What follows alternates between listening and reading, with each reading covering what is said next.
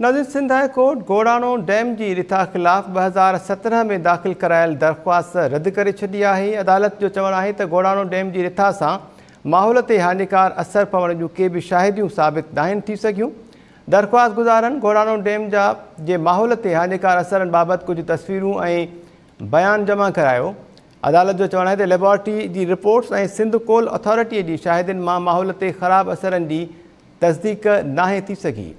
Sindh high court की बरुकनी bench गोड़ाणो dam ख़िलाफ़ 2017 का दाख़िल करायल केस उकलाए छॾियो आहे। दरख़्वास्त गुज़ार लीलाराम जो चवणु आहे त बरुकनी बेंच केतिरियूं ई हक़ीक़तूं नज़रअंदाज़ कयूं आहिनि, फ़ैसिले खे चैलेंज कंदासीं। इन मामले ते ॻाल्हि ॿोल कयूं था। टाइम न्यूज़ कराची जो रिपोर्टर नज़ीर मेमण असां सां टेलीफोन लाइन ते आहे। नज़ीर, छा अपडेट्स आहे नवां वटि इन बाबति? जी बिल्कुल ही सिंध हाई कोर्ट जेको आहे गोड़ाणो डैम जेको आहे उन ख़िलाफ़ दाख़िल जेका दरख़्वास्त आहे उहा 6 सालनि खां पोइ उहा दरख़्वास्त जेका आहे सिंध हाई कोर्ट रद्द करे छॾी आहे। जॾहिं त सिंध हाई कोर्ट जे जस्टिस अतीक अहमद अब्बासी जी सरबराही में ही बरुकनी बेंच जेको आहे गोड़ाणो डैम ख़िलाफ़ फ़ैसिलो जेको आहे दरख़्वास्त ते ॿुधाए छॾियो आहे। Sindh high court Gorano dam जी जेका हीअ रिथा ख़िलाफ़ 2017 में दाख़िल कयल दरख़्वास्त हुई उनखे रद्द करे छॾियो आहे। अदालत चयो आहे त गोड़ाणो डैम जी जेका रिथा आहे उन सां माहौल ते हानिकार असर पवण जूं जेके के बि शाहिदियूं साबित न थी सघियूं। जस्टिस अतीक अहमद अब्बासी सरबराही बरुकनी बेंच चयो त दरख़्वास्त गुज़ारनि गोड़ाणो डैम जे माहौल ते हानिकार असरनि बाबति कुझु तस्वीरूं ऐं बयान जेके आहिनि उहे जमा कराया आहिनि। जॾहिं त लेबोरेटरी जी रिपोर्ट ऐं सिंध कोल अथॉरिटी जी शाहिदियुनि मां माहौल ते ख़राब असर जेके आहिनि उन्हनि जी तस्दीक न थी सघी आहे। उन सिलसिले में अदालत उहा दरख़्वास्त जेका आहे रद्द करे छॾी आहे। सिंध हाई कोर्ट जी बरुकनी जेका हीअ बेंच आहे उन ही गोड़ाणो डैम ख़िलाफ़ 2017 में ही दाख़िल करायल जेका दरख़्वास्त आहे उहो उकलाए छॾी आहे। उन मौक़े ते जेको दरख़्वास्त गुज़ार लीलाराम आहे उन चयो आहे त ही जेका बरुकनी सिंध हाई कोर्ट जी बेंच आहे उन केतिरियूं जेके हक़ीक़तूं उन्हनि खे नज़रअंदाज़ कयो आहे। असीं जेको इहो सिंध हाई कोर्ट जी बरुकनी बेंच जो जेको फ़ैसिलो आहे उनखे चैलेंज कंदासीं। तो ही वाज़ रहे त ही 2017 में हैदराबाद बेंच में जेका इहा दरख़्वास्त दाख़िल कराई उन खां पोइ जेको आहे इहा ट्रांसफर थी करे सिंध हाई कोर्ट जी बरुकनी बेंच जेका आहे इहा साॻी दरख़्वास्त ते फ़ैसिलो ॿुधाईंदे गोड़ाणो डैम ख़िलाफ़ दाख़िल जेका दरख़्वास्त आहे उहा रद्द करे छॾी आहे। नज़ीर, थोरो अपडेट कजो। अदालत जो चवणु आहे त लेबोरेटरीअ जी रिपोर्ट्स ऐं सिंध कोल अथॉरिटीअ जी शाहिदियुनि मां माहौल ते ख़राब असरनि जी तस्दीक नाहे थी सघी। 6 सालनि ताईं अदालत में इहो मामिलो जेको आहे हलंदो रहियो। 6 सालनि खां पोइ अदालत इहा दरख़्वास्त रद्द कई आहे। इन मामले जी अदालत पारां जांच कंहिं खां कराई वई हुई? जी जेको 2017 में जेको आहे गोड़ाणो डैम ख़िलाफ़ नज़ीर अवां टेलीफोन लाइन ते ई रहो, इन ते ॻाल्हि ॿोल कंदासीं। दरख़्वास्त गुज़ार लीलाराम बि असांखे जॉइन कयो आहे। लीलाराम साहब, महिरबानी अवां जी, छा चवणु आहे अवांजो? 6 सालनि खां पोइ अदालत अवांजी दरख़्वास्त जेका आहे उहा रद्द करे छॾी आहे। सर, असां 2016 में पिटीशन दाख़िल कई जेका 2023 में जेका आहिनि उहा फाइनलाइज़ थी आहे पंहिंजी principal state Karachi high court मां, जंहिंमें जेके बि असांजा ग्रीवेंसिस वग़ैरह हुया उन्हनि खे जेको आहे उहो न ॿुधो वियो। 2016 खां वठी असां सरापा एहतिजाज हुयासीं कि भई थरपोल ब्लॉक 2 जो जेको गंदो पाणी आहे उहो असांजे ॻोठनि जे भर में जेको आहे ज़मीननि ते छॾियो पियो वञे। पर उन में जेका असांजी पिटीशन हुई उन में कंहिं बि प्लेयर खे जेको आहे उहो अदालत वग़ैरह जेको आहे उहो उनखे एक्सेप्ट न कयो आहे। असांजी जेको आहे उहो दरख़्वास्त खे इन बुनियाद ते जेको आहे रद्द कयो वियो कि भई हिते जेको आहे को बि इन्वायरमेंटल हैज़र्ड्स वग़ैरह न पिया थियनि। जॾहिं त असां हर पेशी ते जेको आहे उहो कोर्ट सगोरी खे मुख़्तलिफ़ तरीक़नि सां स्टेटमेंट्स ॾिनियूं आहिनि, मुख़्तलिफ़ जेको आहे तस्वीरूं वग़ैरह ॾिनियूं आहिनि। ऑन द रिकॉर्ड जेको आहे उहो स्टेटमेंट्स आहिनि कि भई हिते इन्वायरमेंटल हैज़र्ड्स वग़ैरह थियनि था, माहौलियाती समाजी नुक़सान वग़ैरह थियनि था, वन टण जेको आहे उहो हुते तबाह थी विया आहिनि, पाणी जे करे जेको आहे उहो ज़मीनी मामला जेको आहे उहो ख़राबु थिया आहिनि, चर जेको आहे उहो ख़राबु थी वियो आहे ऐं उतां जो माण्हू जेको आहे उहो दरबदर आहे। तंहिंजे बावजूदि बि जेको आहे उहो सिंध हाई कोर्ट असांजी इन दरख़्वास्त खे इन पिटीशन खे जेको आहे उहो रद्द कयो आहे। असांजो अॻिते लाइ जेको आहे उहो लाइअमल इहो आहे कि असां इन अदालती फ़ैसिले खे जेको आहे उहो चैलेंज कंदासीं ऐं सभु ॻोठाणा जेको आहे उहो असां पुरउमीद आहियूं कि सुप्रीम कोर्ट में इन अदालती फ़ैसिले खे जेको आहे उहो चैलेंज कयो। ठीकु आहे, इन फ़ैसिले खे अवां चैलेंज कंदा, पर अदालत अॼु रिमार्क्स इहे ॾिना आहिनि फ़ैसिले दौरान त दरख़्वास्त गुज़ारनि गोड़ाणो डैम जे माहौल ते हानिकार असरनि बाबति कुझु तस्वीरूं ऐं बयान जमा करायो हो।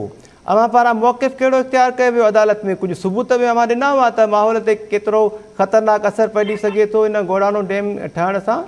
सर, बिल्कुलु जेको आहे उहो इन ते असां रिसर्च कराई आहे। मेहराण यूनिवर्सिटी जा जेके आहिनि उहे डॉक्यूमेंट्स वग़ैरह आहिनि उहे बि जेको आहे उहो रिकॉर्ड आहिनि, उनजे फाइल जे अंदरि लॻल आहिनि। पर इन्हनि सभिनी शयुनि खां हटी करे जेको आहे उहो अदालत ॻोठाणनि ऐं हितां जी जेका आबादी आहे सवें जेको आहे तइदाद में आबादी आहे उन्हनि जेके मुतासिर वग़ैरह थियनि था उन्हनि खे जेको आहे उहो नज़रअंदाज़ कयो आहे ऐं हिते जेको आहे उहो एंग्रो कंपनी ऐं सिंध सरकार जी जेको आहे उहो रिपोर्टर्स खे जेको आहे उहो एडमिट कयो थो वञे ऐं जेके हितां जा माहौलियाती इदारा आहिनि जेके कॾहिं बि जेको आहे माण्हुनि खे उन्हनि एतबाद में न वरितो आहे इहा जेका मिसाल तौरु उहा थींदी आहे थरकोल जी या उन्हनि जी उन में बि मक़ामी माण्हुनि खे जेको आहे उहो न घुरायो वियो आहे बजाए उन्हनि जे जेको आहे उन्हनि जूं जेके रिपोर्ट्स वग़ैरह आहिनि उन्हनि खे जेको आहे उहो तस्लीम कयो थो वञे जॾहिं त ॻोठाणा सरापा एहतिजाज आहिनि ॻोठाणनि जेको प्रूफ ॾिनो आहे ॻोठाणनि जेको आहे उहो स्टेटमेंट्स ॾिनियूं आहिनि उन्हनि खे जेको आहे उहो इन अदालत जेको आहे डिस्कार्ड कयो आहे। लीलाराम अवां जी दरख़्वास्त जी मुखालिफ़त में सिंध कोल अथॉरिटी जेका आहे उन बि शाहिदी ॾिनी आहे त माहौल ते कंहिं क़िस्म जा के ख़राब असर न पवंदा। अवां जो छा चवणु आहे कहिड़े क़िस्म जा ख़राब असर पइजी सघनि था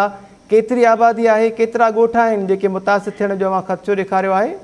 इन ई ॻोठ डैम जे करे जेको आहे असांजा 12 ॻोठ आहिनि ऐं तक़रीबन 15,000 जेका आहिनि उहा पॉपुलेशन आहे उहा डिस्टर्ब थिए थी। ऐं पहिरीं ॻाल्हि इहा त सिंध कोल अथॉरिटी पंहिंजी जॾहिं असां पिटीशन दाख़िल कई उन टाइम ते पाण एडमिट करे वेठी आहे कि भई हिते जेको आहे उहो असां वटि परमिशन न आहे ऐं हिते जेको कमु वग़ैरह थिए पियो उहो गैर क़ानूनी आहे ऐं असांजी परमिशन खां जेको आहे उहो विदाउट दी परमिशन ऐं विदाउट दी अप्रूवल हिते थिए थो त उहा बि जेको आहे उहो स्टेटमेंट ऑन द रिकॉर्ड आहे ऐं उहा बि जेको आहे कोर्ट जे फाइल में आहे। इहे सभु शयूं एडमिट थियण जे बावजूदि उन खां पोइ जेको आहे उहो मुख़्तियारकार ऐं जेको डिस्ट्रिक्ट एडमिनिस्ट्रेशन आहे DC साहब आहे उन्हनि बि एडमिट कयो आहे कि भई पहिरीं जेको आहे उहो पॉपुलेशन को बि डिस्टर्ब न थिए थी।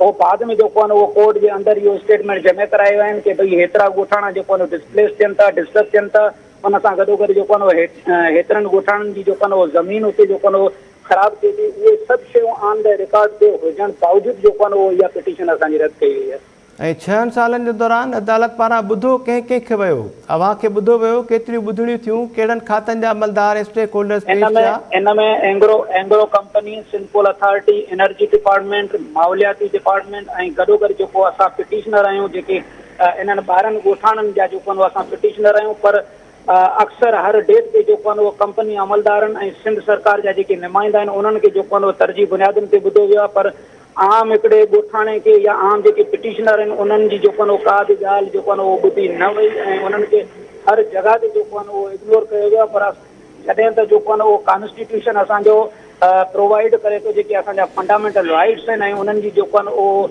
फंडामेंटल राइट्स जी जिते बि इन्फ्रिंजमेंट थींदी आहे या उनजी वायोलेशन थींदी आहे त उहो कॉन्स्टिट्यूशन ऐं आइन ई आहे जेको असांखे तहफ़ुज़ ॾींदो आहे। पर बदकिस्मती सां असां जेको आहे उहो 636 ॾींहंनि खां सरापा एहतिजाज हुआसीं ऐं असांजा जेके हुतां जा फंडामेंटल राइट्स आहिनि उहे बि जेको आहे उहो कंपनी ऐं सिंध गवर्नमेंट वायोलेट कया आहिनि। पर उन ते जेको आहे उहो अदालत ऐं अदालत जे अंदरि वेठल जजनि जो जेको आहे उहो रवैयो तमामु जेको आहे उहो हिकिड़ो तासुबाना हुयो ऐं उन ते जेको आहे उहो ग़रीब माण्हुनि ऐं उन्हनि जो जेको आहे उहो उन्हनि जे फंडामेंटल राइट्स असां कोशिशि कंदासीं त इन मामले ते ॿियूं जेके आला इख्तियारियूं आहिनि उन्हनि सां बि ॻाल्हि ॿोल थी सघे ऐं अवां जो जेको मौक़िफ़ आहे उहो अॻिते पहुचाए सघूं। अवां जो चवणु आहे त हाणे हिन मामले ते अवां ख़ामोश न वेहंदा ऐं सुप्रीम कोर्ट में अपील दाख़िल कंदा। महिरबानी अवां जी अवां टाइम न्यूज़ सां ॻाल्हि ॿोल कई। नज़ीर मेमण अवां जी महिरबानी अवां अपडेट्स ॾिना आहे। नज़ीर टॉप स्टोरी में अहम मामले ते ॻाल्हि ॿोल कई।